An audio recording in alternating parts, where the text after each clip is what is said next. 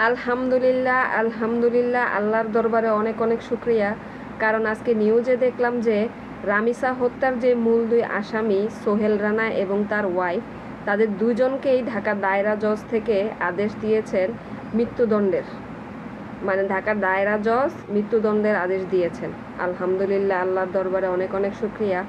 আসলে এইসব ধর্ষকদের অতি দ্রুতই শাস্তি দিয়ে দেওয়া উচিত। যত তাড়াতাড়ি এদের বিচার হবে ততই ধর্ষকের মাত্রা কমে যাবে, ধর্ষণের মাত্রা কমে যাবে। ধর্ষকরা আর দুঃসাহস করবে না এগুলা করার জন্য। বাংলাদেশে কোনো দর্শক থাকতো না যদি এই রামিসা হত্যার মতো দ্রুত বিচার সব হয়ে যেত। সব ধর্ষকদের এরকম মৃত্যুদণ্ড যদি দেওয়া হতো তাহলে বাংলাদেশে কোনো ধর্ষক থাকতো না। ধর্ষণ করার দুঃসাহস তারা কখনোই পেত না। যাই হোক, রামিসার পরেও আরও অনেক অনেক ঘটনা ঘটতেছে, আজকেও ঘটেছে, কালকেও ঘটবে। এগুলোকে অতি দ্রুত আইনের আওতায় এনে অতি দ্রুত তাদেরকে মেরে ফেলা উচিত, তাদেরকে শাস্তি দিয়ে দেওয়া উচিত। এগুলোর আসলে বেঁচে থাকার কোনো অধিকারই নেই।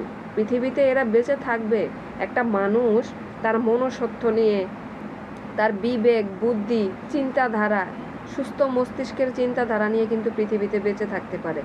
এইসব অসুস্থ মস্তিষ্কের, যারা বিকৃত মস্তিষ্কের, যারা হিংস্র, যারা জানোয়ার, তাদের আসলে পৃথিবীতে বেঁচে থাকার দরকার নেই। যারা এই পাপটা করে ফেলেছে তাদের আসলে পৃথিবীতে কোনোভাবেই জায়গা দেওয়া উচিত না। পৃথিবীটা আমাদের জন্য, এইসব ধর্ষকদের জন্য না। পৃথিবীটা ভালো মানুষদের জন্য, এইসব হিংস্র জানোয়ারদের জন্য না। এদেরকে পৃথিবীতে বাঁচিয়ে রেখে লাভ নাই। আমাদের ইসলাম ধর্মেই আছে, যারাই এই কাজ করবে তারা পৃথিবীতে বেঁচে থাকার অধিকার হারিয়ে ফেলে। সোজা কথা। তো তারপরেও বলছি, আল্লাহর দরবারে লাখো লাখো কোটি কোটি শুকরিয়া। আরও খুশি হব অতি দ্রুত যেন মৃত্যুদণ্ড দেওয়া হয়, অতি দ্রুত যেন ফাঁসির কার্যকরটা অতি দ্রুত যেন করা হয়। যেন কালকেই শুনতে পাই বা পরশু দিনই শুনতে পাই ওরা এই পৃথিবীতে আর নাই। ওরা যতদিন পৃথিবীতে আছে ততদিন আপনার আমার টাকা দিয়ে ওদেরকে রাখা হচ্ছে, খাওয়ানো পড়ানো হচ্ছে। আমি চাই না আমার টাকা দিয়ে ওরা বেঁচে থাকুক, আপনার আমার টাকা দিয়ে ওরা খাওয়া দাওয়া করুক, ওরা বেঁচে থাকুক, এটা আমি চাই না। তো যাই হোক, আলহামদুলিল্লাহ, আল্লাহর দরবারে শুক্রিয়া। এইভাবে যেন সকল ধর্ষকদের বিচার আমাদের বাংলাদেশের পুলিশ, আইন প্রশাসন যাই বলেন ওরা যেন করে ফেলে। ওদের কাছে এটাই দাবি রইল। সবাই ভালো থাকবেন, সুস্থ থাকবেন। আর রামিসার জন্য সবাই দোয়া করবেন, রামিসার বাবা মার জন্য দোয়া করবেন। তারা যেন আসলে একটু হালকা হতে পারে।